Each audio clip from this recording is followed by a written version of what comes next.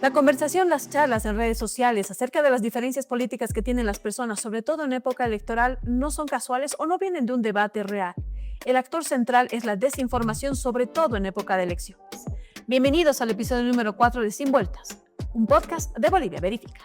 Sin vueltas queda todo claro, palabras que van, La desinformación en época electoral no es una coincidencia, no es una causa aislada. Siempre existen actores detrás de este fenómeno que por lo menos en Bolivia se ha detectado a través de un trabajo de investigación que ha hecho Bolivia Verifica y el Observatorio Digital Provox de Venezuela. Queremos contarles más detalles acerca de este trabajo y de los hallazgos que se han encontrado sobre todo durante la época electoral de las elecciones del 2025 y para eso queremos darle la más cordial bienvenida a Estefanía da Silva. Ella es la directora del Observatorio Digital Provox en Venezuela. Estefanía, muchas gracias. Bienvenida a Sin Vueltas, el podcast de Bolivia Verifica. Primero, queremos que la gente sepa qué es Provox y qué es un observatorio digital para que la gente entienda el nivel y el alcance del trabajo que hemos realizado junto a ustedes. Hola, muchas gracias por la invitación. Sí, mi nombre es Estefanía da Silva, soy la directora general de Probots, como comentabas. Probots es una organización que estudia el ecosistema informativo digital en América Latina. Es decir, nosotros estudiamos cómo se comporta la desinformación y básicamente lo que hacemos es analizar las conversaciones en línea de los temas sociopolíticos y las publicaciones en redes sociales para poder determinar qué de las cosas que se están comentando en las redes son reales, cuáles son falsas, si hay contenido manipulado, si están coordinados para simular una realidad distinta a la que se vive en el país o para difundir propaganda. Y básicamente en eso es en lo que consiste el trabajo de Probots como observatorio digital, en mapear toda esta conversación y los actores que participan en ella. Estefanía, junto con ustedes, Bolivia Verifica les ha dado bastantes insumos justamente para realizar adelante este trabajo de investigación. Estamos hablando de más de 12,000 publicaciones en redes sociales que se han analizado, se han estudiado en esta época de elecciones que ha estado desde agosto hasta más o menos eh, noviembre, diciembre, ya terminando la época electoral en el país, que ha sido un proceso muy diferente, muy no usual a lo que conocíamos. En estas 12,000 publicaciones en redes sociales donde ustedes han visto las reacciones, el contenido, ¿podrías, por favor, hablarnos un poco de los hallazgos más importantes, pero sobre todo aquellos relacionados con el tema de que la desinformación en época electoral no es una cosa casual, no viene de una discusión legítima, digamos, entre las personas en el país. Aparentemente es un fenómeno que está planificado y que está orquestado. Sí, a ver, la desinformación dejó de ser un ruido o un contenido aleatorio y se convirtió en una estructura. Es un patrón que vimos en Bolivia y que hemos visto en varios procesos electorales de la región. Y esta investigación que hicimos en conjunto a Bolivia Verifica nos demostró precisamente eso, que no fue algo aislado durante las elecciones, sino que tuvo una estructura y un patrón muy claro. Todos los picos de desinformación y de contenido manipulado coincidieron con los momentos de mayor tensión política en el calendario electoral. En la primera vuelta y en la segunda fue donde hubo mayor volumen de menciones y de conversación conflictiva, por decirlo de alguna manera, porque fue donde hubo el mayor número de contenidos falsos que detectamos. Y la prueba de que iban alineados al calendario es que antes de la primera vuelta, todos los ataques y los contenidos falsos estaban enfocados a quien lideraba las encuestas. Luego de los resultados, esa narrativa se desplazó hacia el candidato ganador de la primera vuelta y hacia el Tribunal Supremo Electoral para empezar a cuestionar la legitimidad del proceso. Y en la segunda vuelta hubo mucho enfoque no solo en el resultado, sino en reforzar esa narrativa de ataque al Tribunal Supremo Electoral. Todo eso nos demostró que era un comportamiento adaptativo, ¿no? Que la desinformación se iba moviendo con el calendario, por lo que tenía una estrategia detrás que estaba muy enfocada en generar contenido específico para el momento político que se estaba viviendo en el país. En el caso de Bolivia Verifica, tenemos 254 contenidos falsos y Probots encontró más de 12,000 publicaciones, tanto en Twitter o en X como en TikTok, y la mayoría de esa conversación digital pues estuvo dominada precisamente por estas narrativas negativas que les comentaba sobre el clima electoral, ¿no? Más marcado por ataque y sospecha que por el debate o el contenido real de lo que podía significar la elección para el país. Este contenido negativo, por ejemplo, en la investigación que hemos hecho conjuntamente con ustedes, hemos encontrado narrativas que son muy sensibles para el país y en momentos muy claves, por ejemplo, el tema del fraude del 2019, que tal vez suben su intensidad en momentos como días antes o el día de la primera votación y de la segunda votación, donde generalmente la gente es en ese día clave o 24 horas antes o incluso un poquito después de ver los resultados, donde la gente realmente define por quién va a ir a votar. Estos resultados, ¿qué muestran? ¿Qué es lo que están demostrando acerca de estas narrativas planificadas que tienen a la desinformación como, digamos, el eje central en época electoral? Sí, a ver, toda la narrativa de fraude en el caso de Bolivia fue muy particular porque no apareció únicamente el día de las elecciones, sino que se fue construyendo de manera progresiva. En el caso de la escucha digital que hicimos, encontramos más de 3.600 publicaciones que estaban vinculadas específicamente a hablar de fraude y atacar al Tribunal Supremo Electoral, y más del 50% del contenido desinformativo registrado en la segunda vuelta y en las 2 semanas posteriores también estuvo vinculado a este tema. Eso al final lo que nos demuestra es que el fraude funcionó como una categoría un poco más emocional y movilizadora, porque de nuevo nunca se presentaron pruebas ni argumentos reales de que podía haber o que existía un fraude, sino de generar la duda. No había una evidencia concreta, sino que se apoyaban precisamente en la memoria histórica y el efecto o lo que buscaban no era probar una irregularidad, sino instalar la sospecha permanente y atacar a la democracia como institución más que a un candidato específico o algo puntual del proceso. Lo que se buscaba era precisamente instaurar esa narrativa de fraude y que independientemente de por quién votaran las personas, las elecciones iban a ser ilegítimas. Y eso es una de las cosas más importantes que descubrimos en este trabajo, pero también una de las más alarmantes, porque de nuevo, al ir sembrando esa duda, entendiendo además que en marzo hay nuevamente un proceso electoral, pues empieza a generar ese síntoma, por decirlo de alguna manera, en los ciudadanos, que hace que empiecen a dudar de absolutamente todo lo que consumen, independientemente de si es cierto o es falso, porque no hay ese proceso de verificación, sino simplemente la duda ya instalada para dudar, valga la redundancia, del proceso y de las elecciones como tal. Esta duda aumenta seguramente cuando, por ejemplo, para instalar la desinformación se utilizan otro tipo de rostros visibles. Estamos hablando, por ejemplo, que ustedes han detectado mucha suplantación de medios de comunicación, utilizar, por ejemplo, la inteligencia artificial para que la gente entienda cómo se camufla la desinformación a través de estos contenidos que tienen alto alcance, sobre todo en Bolivia.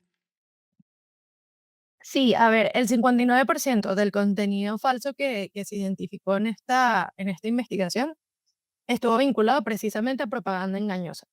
Esa propaganda utilizaba varios recursos, como eran declaraciones falsas que se manipulaban con inteligencia artificial y se le atribuían a ciertos candidatos, y otro recurso que fue muy utilizado fue las encuestas falsas.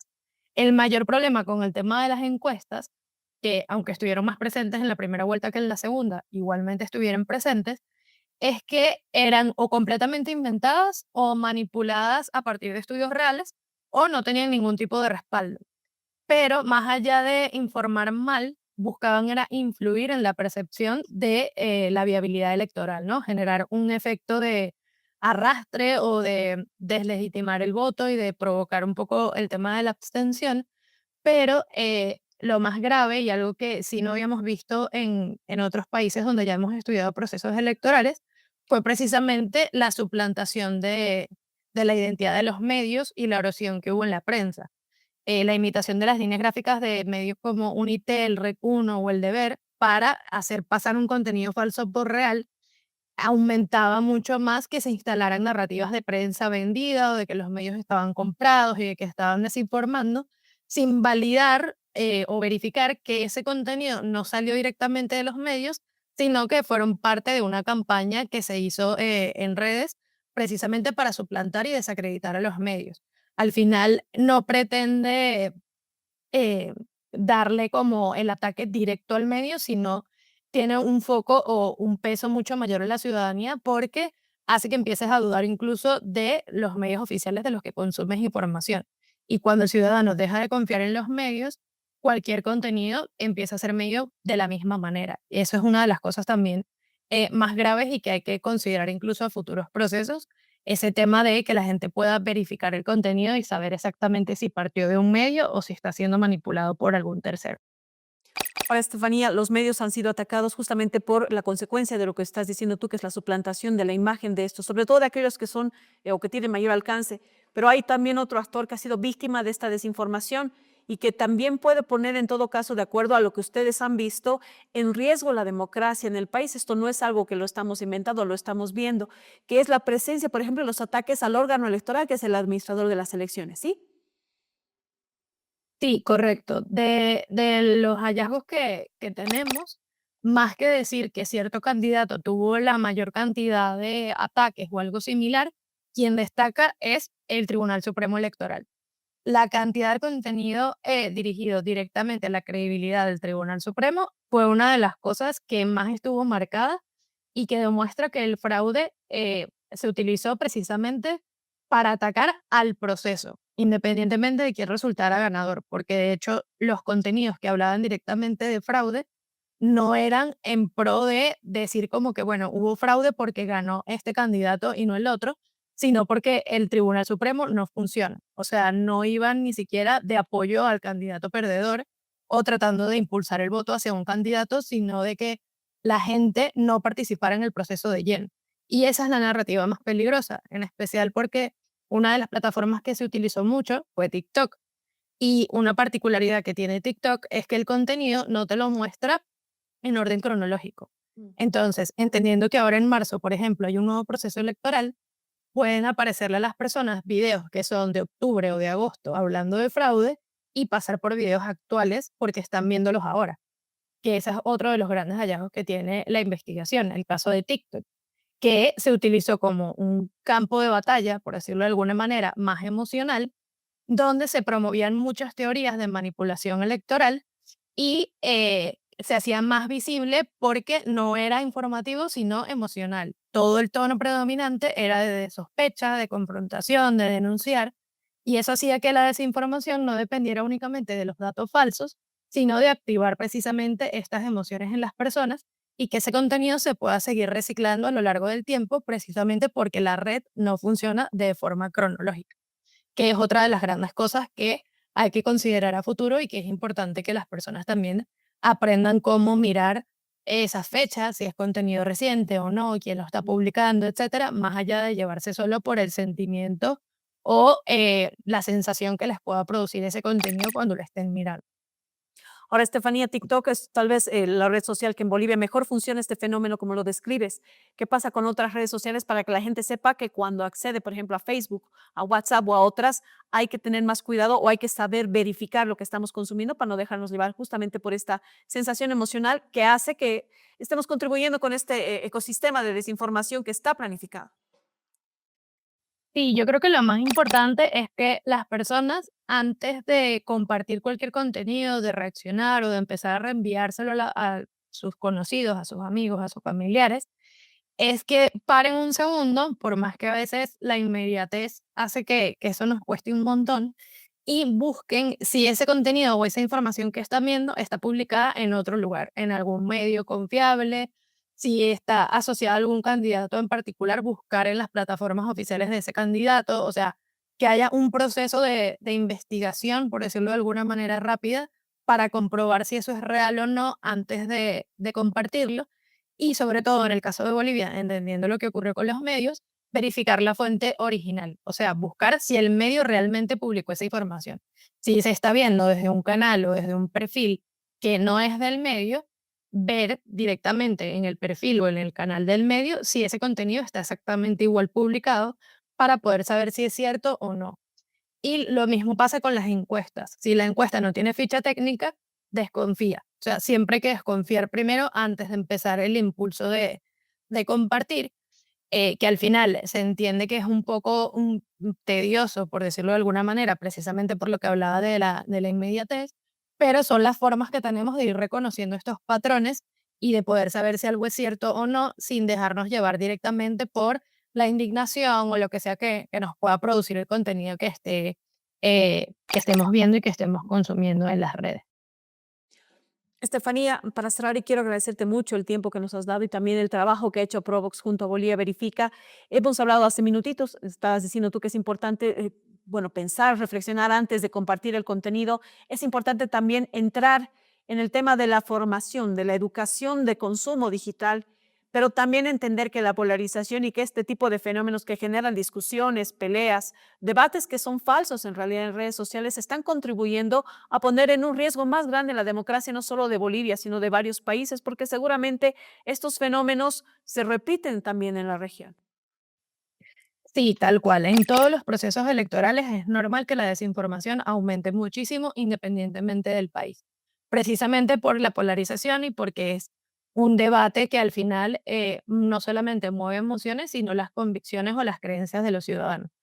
En el caso de Bolivia, entendiendo además que próximamente hay elecciones, el terreno ya no es un terreno neutral porque, bueno, venimos de ver cómo la narrativa de fraude estuvo completamente marcada en octubre. Entonces, todo ese cuestionamiento de medios y del Tribunal Supremo Electoral ya está en el consciente de las personas y nos toca también a nosotros, las organizaciones, enseñarles un poco cómo verificar la información, entender qué es cierto y qué está siendo manipulado, porque al final la experiencia de 2025 nos muestra que la desinformación no empieza el día de la elección, sino mucho antes, preparando precisamente todas estas narrativas que se van repitiendo una y otra vez. Al final el riesgo no es solo que circulen las mentiras, sino que los ciudadanos llegan a la jornada electoral ya con una desconfianza instalada independientemente del resultado. Y es allí donde entonces tenemos que empezar este proceso de buscar maneras sencillas o tips prácticos para que los ciudadanos puedan diferenciar lo real de lo manipulado y también que no apelen tanto a compartir este contenido que puede estar siendo falso y que puede incluso cambiar la intención de voto de una persona o decidir no participar o seguir cuestionando la autoridad del Tribunal Supremo, que al final es una de las cosas que más vimos en toda la investigación.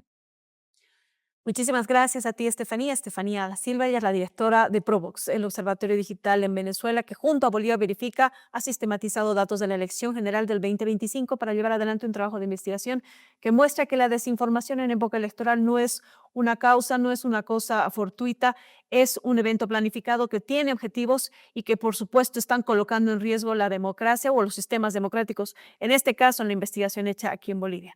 Y justamente para poder terminar con todos estos efectos que puede generar la desinformación, queremos presentar a continuación nuestra cápsula de alfabetización mediática. Sin vueltas queda todo claro. Oh, oh, Alto, ¿estás a punto de compartir eso? Espera, la desinformación es veloz, pero tú eres más listo. Antes de darle a enviar, hazte estas 3 preguntas. 1. ¿Quién lo dice?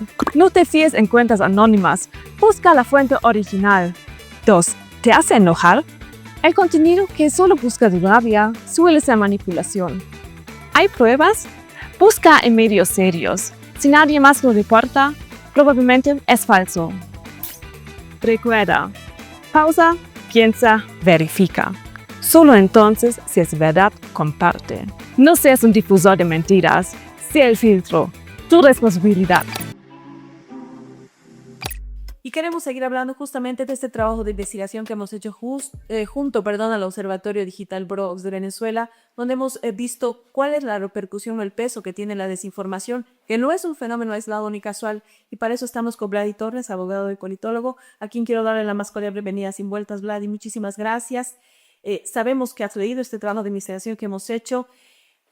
Hemos llegado a una conclusión importante: la desinformación no es un fenómeno aislado, no es una cosa que ocurre por un debate, por una discusión, por ideas contrapuestas, digamos, entre bolivianos que por supuesto piensan diferente. Aquí hay un libreto por detrás y que tiene intenciones claras. Bueno, sí, estamos en una nueva era, la era digital, la era de las redes sociales, la era de la inteligencia artificial. Y estas revoluciones, modificaciones tecnológicas también obviamente inciden en el campo político como a lo largo de la historia. Y son utilizadas para diferentes fines, pero por supuesto también para fines políticos. Atacar al contrincante y utilizar la desinformación, la especulación o la divulgación de medias verdades en redes con fines políticos. Sea acrecentar su capital político, sea disminuir el contrario, o generar una situación de incertidumbre que puede poner intencionalmente en riesgo, por ejemplo, un proceso electoral. Me parece que eso da cuenta de varias cosas, que da pie a varias reflexiones, pero particularmente pensando en Bolivia, porque no es un fenómeno exclusivo de Bolivia, en Sancho menos, me hace pensar en el estado de salud del sistema democrático y en qué medida los actores políticos han internalizado y asimilado los valores democráticos. Me parece que los conflictos que todos han mencionado, al no ser propios o exclusivos de la sociedad boliviana, sí tienen algo particularmente, digamos, boliviano.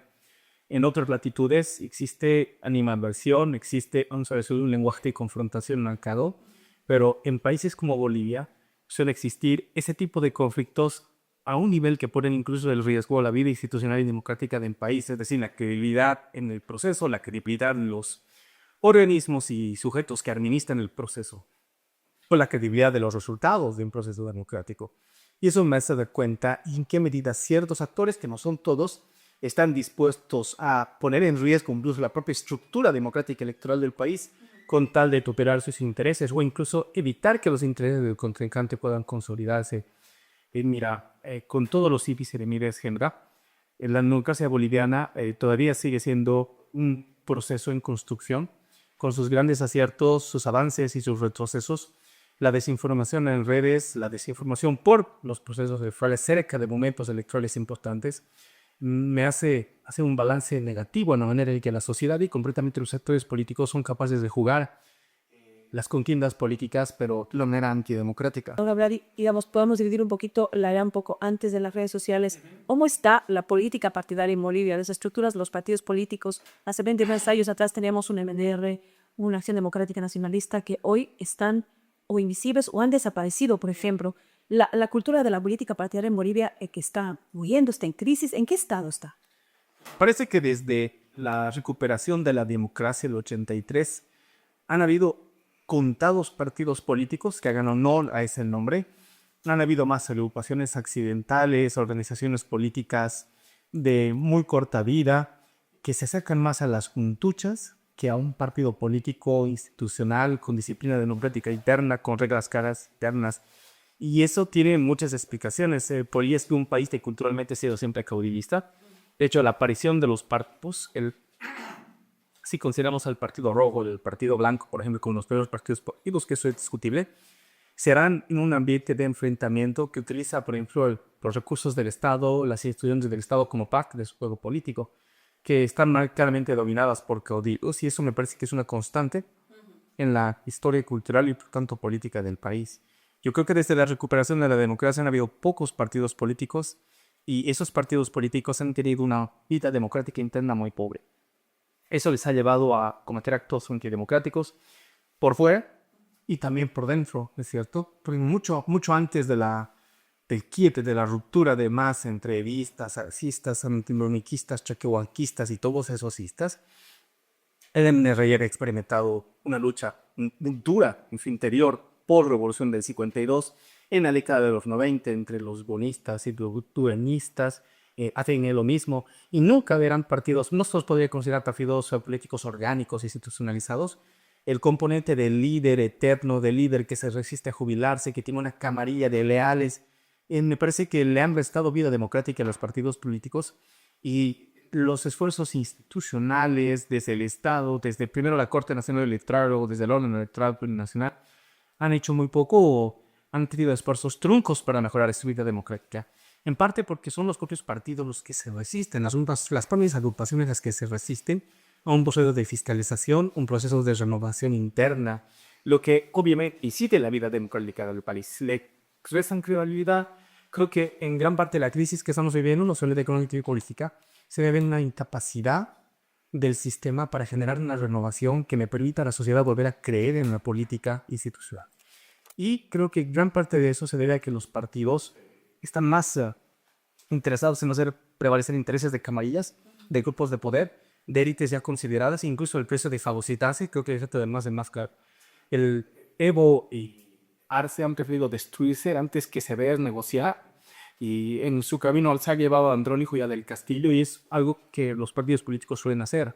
Desaparecen, que luchas internas. Lo mismo ha pasado con Condepa de alguna manera. Entonces, que creo que es una tendencia preocupante a estas alturas, porque estamos en un proceso, una especie de limbo, la descomposición de una hegemonía, un más hegemónico que deja de ser hegemónico, que no existe una fuerza política que pueda ocupar ese lugar gravitante, y estamos en una etapa, me parece, de desprestigio de la política. El triunfo de Lara yo lo veo de esa manera.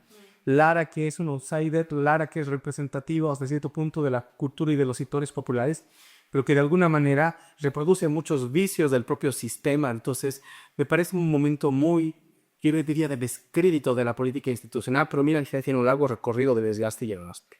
Ahora, estas contradicciones, porque se supone que la democracia deberían hacer de que los partidos políticos que están dentro de un sistema democrático en el país, es una ausencia de una escuela de formación, de mantener, porque los ejemplos que das por Inde Morales de Luis Arce son ejemplos muy claros, muy, digamos, gráficos de la crisis en la que estamos en este momento políticamente hablando. No, yo creo que puede parecer así porque hemos tocado el hito de la recuperación de la democracia, pero ir más atrás, por ejemplo, el Partido Liberal, la descomposición del Partido Liberal a principios del siglo XX, la pugna entre montistas, saavedristas y el propio Fernández Tamayo que entra con el Partido Radical, es una pelea de liberales, hasta descomponer los liberales auténticos, los republicanos auténticos. Todo el Partido Liberal atomiza en varias propuestas que en el fondo están luchando por sus caudillos, no por una perspectiva ideológica de la lucha de masas, sino es la disputa ideológica partidaria de organización del horizonte posible a través del partido, sino es una lucha de intereses de facciones. Y yo creo que, respondiendo parcialmente a tu pregunta, eso se debe más allá de la cultura política autoritaria caudillesca dominante en nuestro medio desde antes que seamos Bolivia y acá eso vigente. Me parece que se debe a que los partidos políticos, las organizaciones políticas, no tienen el monopolio de la representación de la sociedad civil, y eso es algo típicamente boliviano igual. En Bolivia son fuertes los sindicatos, son fuertes los colegios de profesionales, son fuertes otro tipo de organizaciones, las juntas de vecinos. O sea, son organizaciones sociales, pero en Bolivia funcionan como organizaciones sociopolíticas. Generan representación. A mí me gusta mucho y nunca me canso de replicar el ejemplo de lo que Rosana Barragán dice en su célebre texto El Estado Pactante, que medida, por ejemplo, los gremios y los sindicatos a principios del siglo XX no solamente cumplieron una función socioeconómica, sino también política, ya que la vida política en nuestro país era tan censitaria, tan excluyente, pese a que ya después del 52 se abre formalmente al menos la vida democrática. Sindicatos, gremios y otro tipo de organizaciones sociales no solamente representan socialmente a sus miembros, sino también les dan cabida para que tengan lo que ahora llamaríamos vida política, es decir, elijan miembros, renuevan directivas. Y nos parece que en la sociedad boliviana, al menos grandes sectores, han encontrado o han aprendido a hacer política a partir de esas organizaciones, y los partidos políticos han sido dejados de lado o han sido utilizados de otra manera. Creo que el ejemplo del MAS es muy interesante porque el MAS se acerca a lo que podemos entender como un partido político institucional con todos sus defectos y con todo su carácter sui generis. Sin embargo, el MAS no existe únicamente como un partido hegemónico por ser partido, sino tenía una conexión estrecha, yo diría, político-jerárquica con las organizaciones sociales, con el Pacto de Unidad, con los sindicatos. O sea, era una relación compleja y fluida a la que tenemos que sumar también a la alta burocracia y al propio Estado, con el MAS todavía ejercía el gobierno. Entonces, me parece que los partidos políticos por sí solos difícilmente van a poder articularse con la sociedad, porque la sociedad no existe como una sumatoria de individuos. En el caso de Bolivia, la vida organizativa social es muy fuerte, y esto también pasa, por ejemplo, en Oriente. En Oriente tal vez los sindicatos y los gremios no son tan fuertes, pero sí son, por ejemplo, las cooperativas. Claro.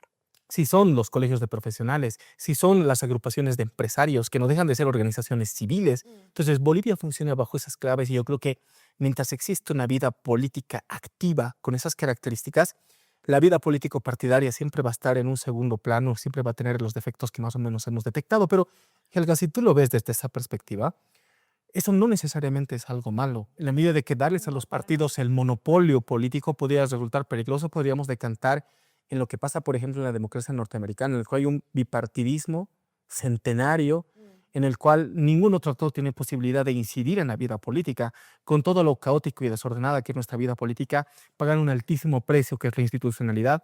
Bolivia es una de las sociedades donde hay una vida política relativamente activa. Puede decantar en aspectos negativos, en conflictos sociales que se vuelven políticos, en violencia que amenaza con destruir la poca institucionalidad que nos queda. Pero por otro lado, somos, en lo que en términos sociológicos se diría, una sociedad no tan domesticada. Aquí profesionales, obreros, campesinos pueden protestar, y es saludable que una sociedad pueda protestar y manifestarse. El problema es que usualmente se hace volviendo a tu investigación, bajo los parámetros, bajo las distorsiones de la desinformación que en redes ahora se ha vuelto masiva, es con la inteligencia artificial muy difícil saber si lo que uno está viendo es una noticia falsa, verdadera. Entonces, estamos en una época de mucho riesgo también por ese factor. Ahora estamos hablando en este momento, lo que tú mencionabas, es un poco la historia de la política en Bolivia, un poco de la región, pero este factor ya tenemos que ponerle en la actualidad todo el tema de las redes sociales, de la desinformación, que hacen que el caos sea más caos. ¿Tú cómo lo ves? Sí, definitivamente. Me parece que considerando, al menos en las ciudades, porque en otros espacios es distinto, pero en las ciudades donde tenemos una vida tan hipersimplificada, tan sedentaria, donde nos movemos en nichos virtuales y en nichos sociales, las redes sociales han vuelto nuestra ventana al mundo, a la realidad, incluso nuestra propia realidad local, no solamente la realidad internacional. Estas mediaciones dan mucha comunidad, nos permiten consultar una multiplicidad de fuentes de información, pero al menos en lo que ha pasado en Bolivia desde el 2019, ha sido la fuente de distorsión y me parece que han generado, o han, en todo caso, agravado problemas que podían solucionarse con información transparente. Me parece que en todo el mundo, pero particularmente en Bolivia, las campañas electorales se organizan considerando ese factor. O sea, uno se dota de guerreros digitales y de estrategias para incidir en redes, no para informar propuestas políticas, sino para atacar al adversario, para generar noticias falsas y para generar un clima, en todo caso, de desconfianza hacia un determinado proceso, un determinado eh, órgano del Estado o un determinado candidato o una determinada fuerza política, de la manera me parece más mezquina y ruin. Pero tristemente esa, diríamos, normalidad se ha instalado hace tiempo. Me parece que el ciudadano de a pie, alguien que no tiene información ni formación sobre este tipo de mecanismos, es presa fácil, ¿no es cierto?, de cadenas de WhatsApp, de falsas noticias, que permiten exacerbar ánimos con fines políticos.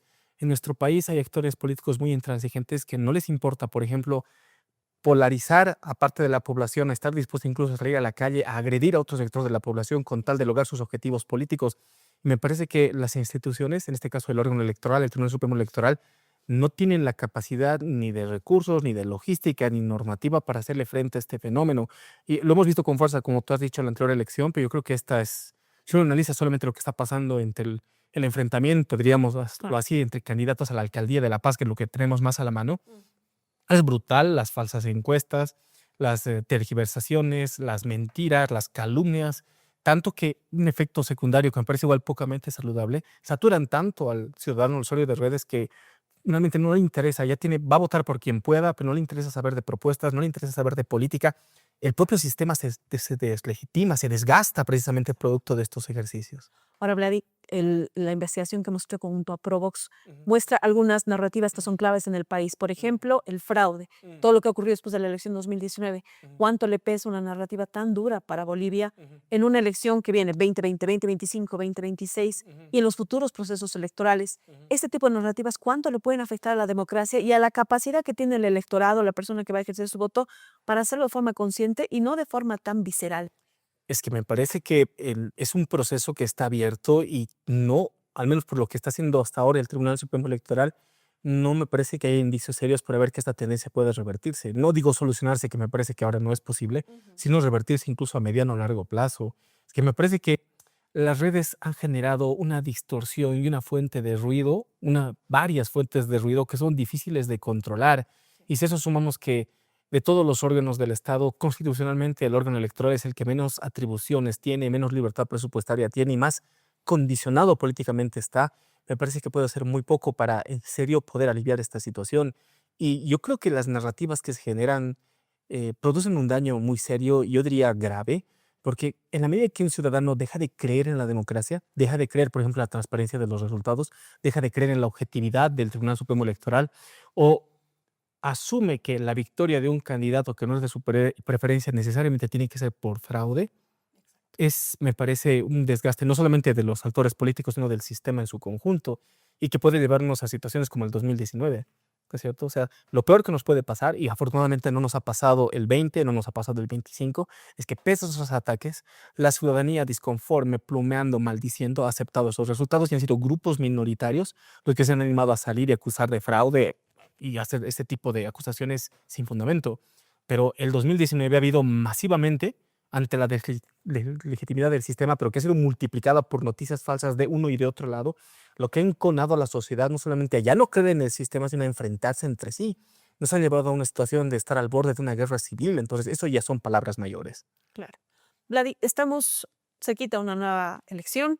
Em, Justamente en ese trabajo hay una lista de recomendaciones donde estamos hablando, por ejemplo, de la unión de varios actores. El órgano electoral, que es tal vez el administrador de las elecciones, bueno, no es tal vez, es el administrador, y varios otros actores como nosotros también, los periodistas fact-checkers y mucha otra gente que estamos buscando no permitir que estas narrativas se instalen. ¿Qué podemos hacer para que la gente entienda que todo esto tiene un plan por detrás, que no podemos seguir este libreto porque estamos poniendo en riesgo la democracia del país? Esta es una elección, vamos a volver nuevamente en 5 o 6 años a las urnas. ¿Cómo tiene que prepararse el electorado para que esto no vuelva a pasar?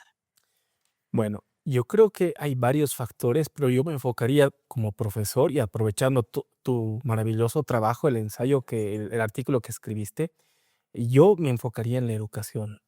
La educación digital, la educación electoral es fundamental. Por ejemplo, algo que me llamaba la atención de tu artículo es que ustedes han tenido la habilidad de detectar los picos temporales en los cuales, si bien existe desinformación todo el momento, hay momentos clave dentro del proceso electoral, dentro del calendario electoral, donde estos se disparan. Antes de un debate, 10 días antes del día de la elección, cuando se apertura el calendario electoral, etc. El Me- día de la votación también. Exacto. Tenemos que educar a la ciudadanía en, primero, que en esas épocas, en esas fechas ya identificadas, se multiplican las noticias falsas, que se tiene que buscar información transparente de fuentes confiables y que siempre, por ya un hábito de vida, pero también educativo, tenemos que contrastar la información, es decir, consultar a varias fuentes de información. Lo que he visto últimamente, yo no soy un experto en redes, al menos yo utilizo mucho Facebook y TikTok, hay una multiplicidad de páginas que se dicen ser de noticias, pero en realidad son páginas políticas. No Noticias Cochabamba, La Paz Noticias Express, para darte algunos ejemplos, pero son páginas políticas, son páginas de guerreros digitales. Entonces me parece que la población tiene que conocer ese tipo de comportamientos cuando se desarrollan, pero todo se reduce a educación electoral y educación en redes. Me parece que esto también habría que analizarlo. No es lo mismo colocar en una misma bolsa toda la población. Hay sectores de la población más vulnerables, con las excepciones, siempre es malo generalizar, pero las personas mayores de 60 años, de 65, suelen ser más vulnerables, no son, suelen serlo, porque ellos no están acostumbrados, no han vivido, no se han educado con dispositivos digitales. Las personas más jóvenes, siendo también vulnerables, me parece que están más entrenadas por propios hábitos de vida a desenvolverse en redes. Pero yo creo que eso pasa por un esfuerzo grande y como siempre, Helga, en este tipo de aspectos educativos y de esta índole, uno no debería esperar resultados inmediatos, sino resultados a mediano y a largo plazo. Yo creo que esta es una oportunidad perdida. Yo creo que las elecciones nacionales ya las doy por perdidas porque, aunque en menor escala, porque los nacionales siempre tienen mayor, Sí. mayor eco, prácticamente estamos en los mismos términos, ¿no? No sea, las misiones de observación electoral le han hecho muchas recomendaciones al órgano electoral, sobre todo en temas de desinformación, en temas de difusión de noticias falsas, en temas de incentivar el diálogo democrático en lugar de mensajes que puedan tender a la polarización, pero creo que se ha hecho muy poco al respecto. Y en parte es porque el órgano electoral no cuenta con los recursos, no cuenta con la libertad institucional, pero me parece que tenemos un gran reto a futuro. Los próximos 5 y 10 años, si esta situación no se controla, vamos a tener que acostumbrarnos a vivir en procesos electorales plagados por la desconfianza en la cual una parte importante de la población se resiste a aceptar los resultados y creo que ese es un empobrecimiento en nuestros términos de calidad de vida democrática. Ahora, hay una generación de políticos que seguro ya no van a presentarse en las siguientes elecciones y tiene que venir una nueva generación. Ellos están tal vez, no quisiera decir que son los principales responsables de que la democracia esté estabilizada, porque es una responsabilidad compartida. ¿Qué cuota de responsabilidad tendrán los que se van y los que vienen para que el sistema democrático y político partidario de Bolivia no termine quebrándose en crisis? Pues mira, yo creo que por un lado no sé si soy tan optimista, quisiera creer en tus palabras, Helga, pero tristemente me da la impresión, sospecho que muchos de los viejos políticos, tal vez no todos, muchos van a insistir en seguir en contienda. Me parece que va a ser muy difícil retirarlos. Tuto Quiroga al menos ya ha manifestado críticas bastante particulares al gobierno, que más allá de ser legítimo cualquier tipo de cuestionamiento al gobierno, dan cuenta de que él quiere mantenerse vigente y eso no va a ser por solamente ser un asesor de algún otro candidato, él quiere seguir en la contienda electoral. Lo mismo para Samuel Doria Medina. Yo creo que Evo Morales hasta el fin de esos días va a insistir en participar dentro de las contiendas electorales, ser vigente todavía, aunque ya el padre tiempo lo llame, va a querer todavía mantenerse en la contienda. Y sobre el segundo punto, yo creo que depende. los nuevos actores políticos, los nuevos liderazgos, no necesariamente, y tristemente te digo esto, son totalmente opuestos o diferentes a la vieja política, porque somos parte de un mismo sistema, compartimos los mismos valores. Pienso, por ejemplo, te doy un nombre al azar, Nilton Condori. Nilton es un hombre relativamente joven en términos políticos. Se está haciendo carrera política a partir de esta cuestión del referéndum para que los políticos, las altas autoridades rebajen sus sueldos, y lo hacen en términos que diríamos brutalmente antidemocráticos, a favor de la pena de muerte, a favor de tomar medidas de hecho para castigar a los culpables, lo que me parece que es un ejercicio demagógico muy tradicional en nuestro país. Los caudillos hacen eso. Y pienso en nuevos actores políticos que quizá tienen ideas interesantes, pero son asimilados por el sistema Helga. El propio J.P. Velasco es un buen ejemplo, el propio Edmond Lara, ambos son hombres jóvenes. Y al menos en el caso de Lara es un hombre que ni siquiera forma parte del sistema, era un outsider, pero que en su comportamiento, en su interacción es un hombre autoritario, es un hombre que incentiva la desinformación, es un hombre que basa sus ataques en supuestos. Me parece que eso es una constante en nuestra historia. Yo quisiera creer en los jóvenes, pero me parece que los jóvenes también forman parte del sistema, y para ver un verdadero cambio quizá deberíamos ser más pacientes y más cuidadosos. Ese sería mi criterio. Ya para terminar, y es un apunte, no es un tema de edades ni nada, porque todos tienen derecho a hacer política en el país, pero no a seguir repitiendo el mismo libreto de los últimos 20, 30 años que están hundiendo la democracia. ¿Cuál tiene que ser el cambio? Tiene que ser político partidario, tiene que haber una escuela de formación política interna, externa. Tenemos que recuperar el sistema de partidos políticos. ¿Cuál va a ser el futuro de la política en Bolivia, Vladi? Mira, un plan a largo plazo implicaría, desde mi perspectiva de educador, el estudio y la educación en política también. Porque si vamos a reducir a la política a prácticas partidarias, la mayoría de ellas deshonestas, que tienen que ver con la viveza criolla, con la astucia o con la propia destrucción del sistema, nos vamos a quedar cortos. Yo creo que tendríamos que estudiar la política, historia política, filosofía política, pero eso es algo que va a tomar mucho tiempo. Y yo creo que ya en una medida más concreta y más rápida, yo creo que en los próximos 10 años, en los próximos 7 años al menos, se necesita reformar la ley de partidos. Es decir, el actual marco vigente, la ley 026, la propia constitución política del Estado, aunque la ley que me parece que le juega sucio a la constitución, favorecen los monopolios políticos. Es decir, primero que tramitar la personería jurídica de un partido es una aventura que pocos logran conseguir. Más allá de que el órgano electoral en sus diferentes instancias no tiene un trabajo institucional transparente para conceder personerías, los requisitos son sumamente difíciles y costosos, cosa que, por ejemplo, se me ocurre el nombre de Guido Alejo, que era alguien que estaba intentando concursar en las elecciones de la alcaldía del Alto, pero por este tipo de requisitos se ha visto obligado a participar con Nueva Generación Patriótica, que al final, como una buena institución política o en las prácticas políticas tradicionales, lo ha marginado de manera dolosa y malintencionada, que es una regla en nuestro medio hacer eso. Entonces, yo creo que hay que modificar la ley, hay que facilitar los requisitos para que cualquier actor político, individual o colectivo, pueda pensar en participar en elecciones subnacionales. Me parece que se debe permitir que organizaciones indígenas participen, porque la Constitución lo permite, pero la ley les restringe. Exacto, pero eso es anticonstitucional. Eso con una demanda de inconstitucionalidad se podría tramitar, pero no se hace porque el tema también es político.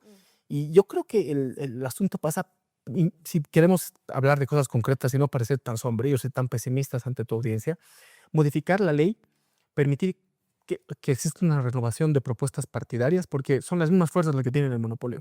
Tanto en el ámbito de lo que llamaremos la oposición tradicional, Tuto, Samuel, Carlos Mesa, digamos que son los rostros conocidos de los últimos 20 años, como lo que antes era el rostro del MAS, Arce, Evo, Andrónico. Claro, entonces, si uno rompe ese monopolio a través de la ley, posiblemente puede haber nuevos actores, pero sobre todo nuevas fuerzas políticas que puedan plantear una renovación de verdad. Pero me parece que el trabajo es largo, y me parece que el daño que se ha hecho en los últimos años a la democracia, porque tenía muchos defectos, no sé, que era buena antes y ahora es mala, pero me parece que en la década de los 90, con todo lo criticables que podían ser los regímenes neoliberales, que me parece que se han equivocado muchísimo en términos económicos y sociales, sí han tenido el tino de esforzarse por mantener hasta cierto punto una vida institucional saludable. El gobierno del MAS, el régimen del MAS y sus diferentes gobiernos ha tenido muchos aciertos, y sería mezquino no reconocer esos aciertos, sobre todo en materia socioeconómica, pero sí le ha hecho un gran daño. De los muchos daños que le ha podido hacer al país es en el ámbito institucional. Una vida institucional que ya era frágil, me parece que ha sido demolida. Sí. Me parece que el órgano electoral, la asamblea, la fiscalía, que nunca ha sido un órgano independiente, el defensor del pueblo son prueba de que instituciones que estaban funcionando con todos sus problemas presupuestarios, de incidencia política, ahora funcionan muy mal o peor que mal. Me parece que reconstruir eso va a tomar tiempo, pero no se me ocurre otra perspectiva que tratar de renovar la vida institucional a partir de la independencia del poder político. Mientras el órgano electoral, el defensor del pueblo y otras instituciones sean funcionales al poder político, difícilmente nos van a funcionar como instituciones del Estado. Gracias. Vladi Torres, abogado y politólogo, aquí en Sin Vueltas. Ahora vamos a revisar todo lo que es la tendencia de desinformación junto al Observatorio de Desinformación Electoral de Bolivia.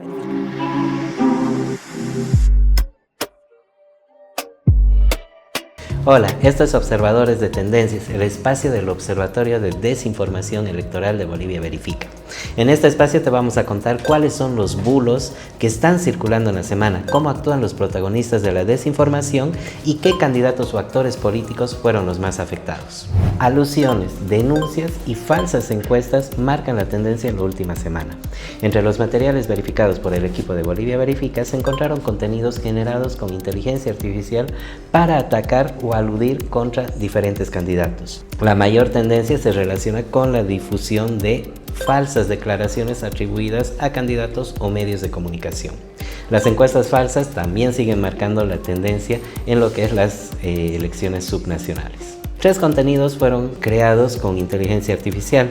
Uno de ellos quería mostrar una alianza entre el alcalde cruceño Johnny Fernández con el candidato Mamen Saavedra, cuando no hubo ningún encuentro similar entre ambos. En el monitoreo, el Observatorio Bolivia Verifica detectó 10 contenidos virales, todos falsos, con 4 declaraciones inventadas, 3 generados con inteligencia artificial y 3 encuestas falsas. Según el monitoreo del observatorio, en el último mes, más del 35% del contenido de desinformación fue difundido desde páginas disfrazadas, es decir, que imitan a un medio de comunicación o de una organización.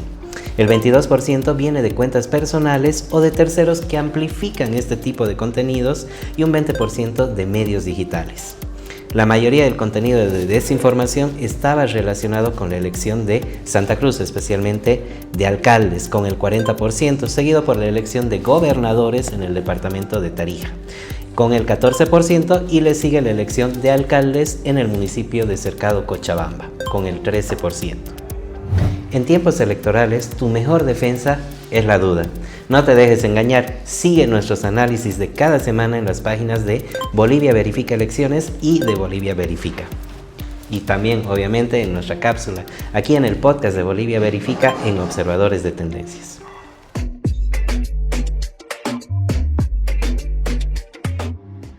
Bolivia, claves de la desinformación electoral, es el último trabajo de investigación que ha realizado el Observatorio Digital Provox junto a Bolivia Verifica, haciendo un monitoreo de toda la desinformación electoral que se ha encontrado o detectado durante las elecciones del 2025.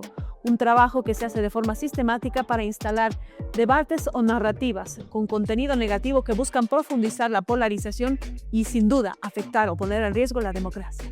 Te agradecemos mucho por tu gentil audiencia y esperamos conocer en tus comentarios qué es lo que opinas acerca de este trabajo de investigación que hemos realizado junto a Provox de Venezuela. Hasta el próximo episodio. Sin vueltas que